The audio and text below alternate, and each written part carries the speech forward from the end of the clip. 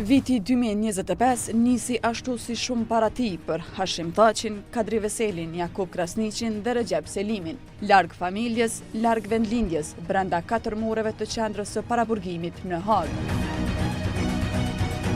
Për të 6 vjet radhazi, krerët e ushtrisë çlirimtare të Kosovës e pritën ndrrimin e moteve në Qeli, duke pritur ditën kur do të ktheheshin në sallën e gjykimit përballë dhomave të specializuara. U deshën të kalojnë pothuajse 2 javë të vitit 2025 që krerët e ushtrisë çlirimtare të Kosovës të mblidhen në gjykat për të vazhduar me rutinën disa mujore, dëgjimin e dëshmitarëve të prokurorisë specializuar. Më 13 janar, gjykata rifilloi punën pas pushimit dimror me përgjigjet e dëshmitarit të 111 të prokurorisë. Pas tij në gjykatore erdhën edhe 10 të tjerë, të cilët folën për ato që supozohej që i kishin parë apo dëgjuar gjatë periudhës mars 1998 deri në shtator 1999, gjatë së cilës Thaçi dhe të tjerët akuzohen për veprën penale, krime kundër njerëzimit. Me dëshmitar me identitet të mbrojtur, me zë të modifikuar apo dhe me seanca private për mbajtje të redaktuar, u karakterizuan disa nga seanca gjyqësore, për çka ishin kritik monitoruesit të gjykimit. Derisa disa nga dëshmitarët thanë se nuk kishin parë me sy të akuzuarit të japin urdhra apo të kryejnë veprën për çka akuzohen, kishte të tillë që ankoheshin për humbje kujtese. Madje prokuroria solli para trupit gjykues një dëshmitar i cili pas analizave rezultoi të ishte me probleme mendore. E në shkurt në sallë erdhën të tjerë të akuzuar. Më 4 shkurt, Haxhi Shala, Sabit Januzi e Ismet Bahtijari u dënuan me burg nga gjykata për friksim të dëshmitarëve dhe pengim të drejtësisë. Shala u dënua me 3 vjet burgim, Januzi e Bahtijari me nga 2 vjet burgim, për çka i u llogarit edhe koha e kaluar në paraburgim. Pasi ka shurtuar argumentet dhe provat e paraqitura nga palët, trupi gjykues lëshon këto dënime. Zoti Haxhi Shala dënohet me 3 vite burgim. Zoti Sabit Januzi dënohet me 2 vite burgim. Dhe zoti Ismet Bahtijari dënohet me 2 vite burgim. Ky vendim erdhi pasi të akuzuarit pranuan fajsin pas një marrëveshje me prokurorinë specializuar. Pas kësaj, seancat vazhduan me dëshmitarën ndaj Thaçit e të tjerëve. Sulejman Selimi ul në gjykat për të folur për njohuritë e tij për të akuzuarit. Dëshmitar, ky është një dokument tjetër që e keni lexuar gjatë seancës përgatitore, ku thuhet që Qeveria e Kosovës në mbledhjen e saj të mbajtur më 27 prilli 1999 emëroi zotin Sulejman Selimi që ishte komandant i Gardës Kombëtare të Kosovës.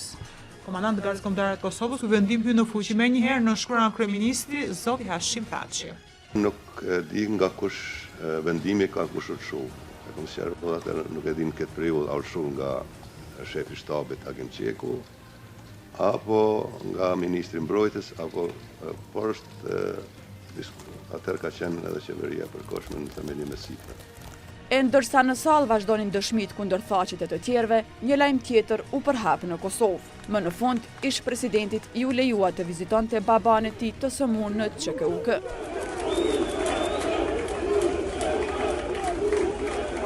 Oborri i QKUK-s u mbush me familjare qytetarë të emocionuar që prisnin të shihnin nga afër njeriu që prej vitësh e kishin parë vetëm në sallën e gjyqit.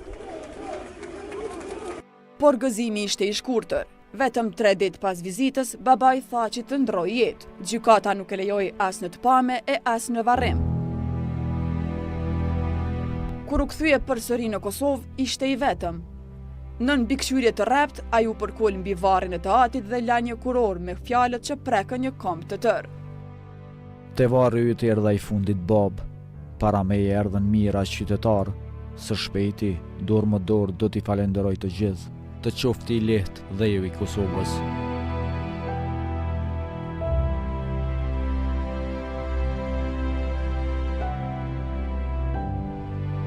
Ndërkohë që ditët kalonin, seancat nuk ishin të shpeshta. Pas më shumë se 3 javësh pushim, në mars për Thaçin, Veselin, Krasniqin e Selimin, në sallë palët u mblodhen vetëm 4 herë, në javën e fundit të muajit me dëshmitarin Naim Maloku, i cili tha se UÇK ka qenë ushtri vullnetare. Ushtria çlirimtare e Kosovës ka qenë ushtri e rregullt vullnetare.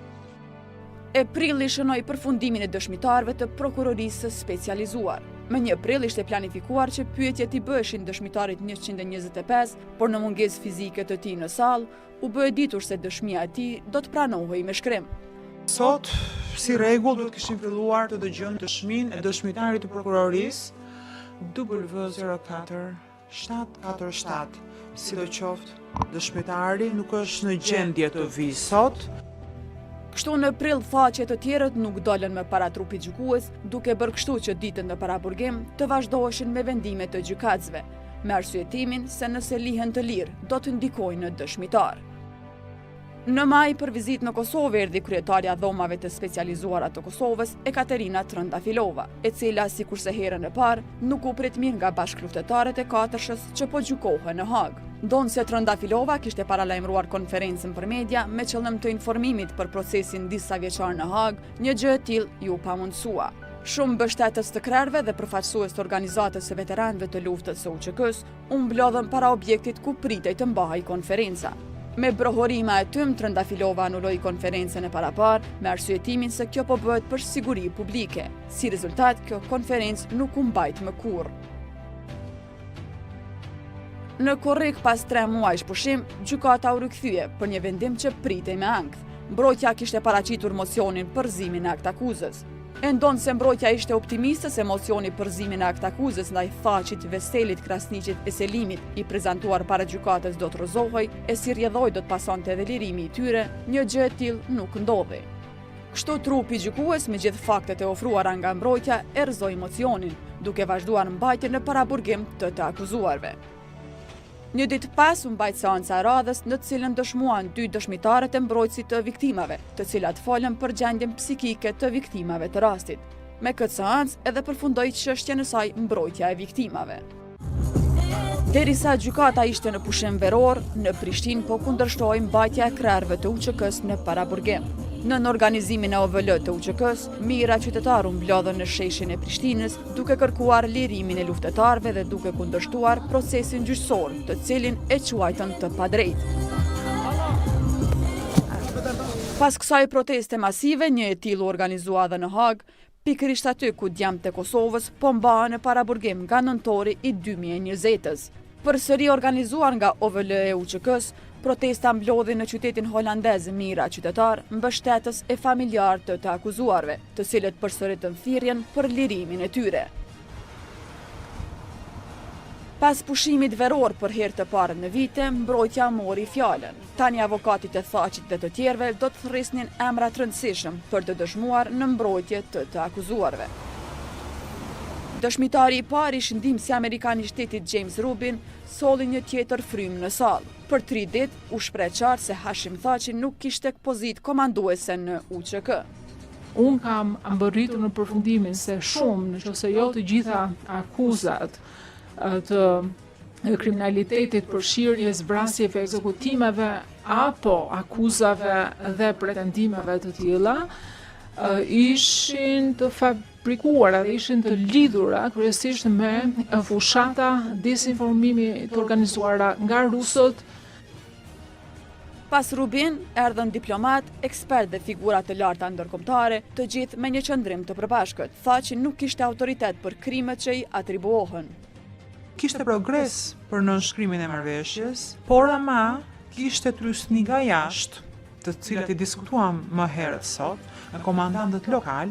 Ishin ushtri guerinase dhe ushtri e rregullt në asnjë farë mënyrë. Prandaj ekzistojnë edhe tituj që duken sikur janë të tejtë zmadhuar.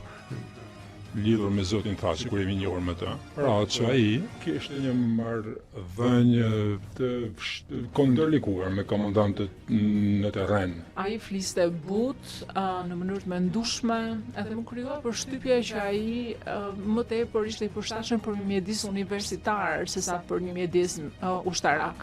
Ka pasur raste që ekzistojnë dyshime për përfshirjen e udhëheqjes së UÇK-s. Mua nuk më kujtohet të kem parë ndonjë provë konkrete personalisht që këto të kenë qenë akte dhune të drejtuara nga UÇK-ja.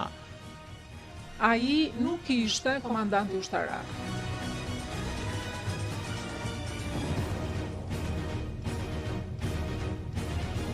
Ka patur shumë lëvizje të tilla ku njerëzit përpiqeshin të vendosin autoritetin e tyre dhe spastrim etnik në pjesën e në veri të lumit Ibër.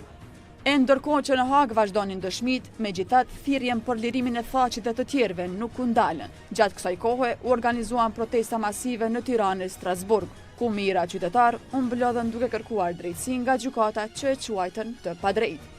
E ndonë se seancat për Thaqin ku akuzohet me Veselin, Krasniqin e Selimin për 2025 përfunduan, megjithatë ish presidenti doli prap para trupit gjykues, pikërisht më 28 nëntor. Në rastin ku akuzohet për pengim të drejtësisë së bashku me Isni Kilajn, Fadil Fazliun e Bashkim Smakajn, Thaqi shfrytëzoi seancën dhe si rallëherë ju dha mundësia për të thënë disa fjalë. I mallëngjyer, Thaqi uroi 28 nëntorin duke shprehur një dëshirë për vitin e ardhshëm. Sot çdo familje shqiptare dhe institucion edhe i Kosovës, edhe kujton, edhe feston.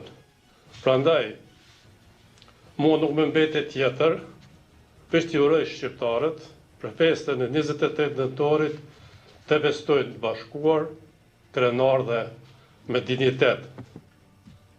Besoj që nëntorit e tjetër të festojnë bashkuar.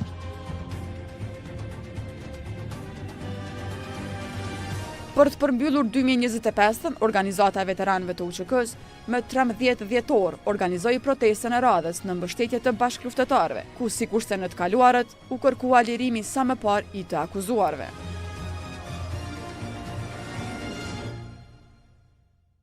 E tani që dëshmitarët e të gjitha palëve kanë përfunduar, edhe 2026 i gjej në paraburgim Hashim Thaqin, Kadri Veselin, Jakub Krasniqin dhe Recep Selimin, seancat e radhës do të mbahen në muajin shkurt, kur pritet të mbahet fjala përfundimtare të akuzuarve.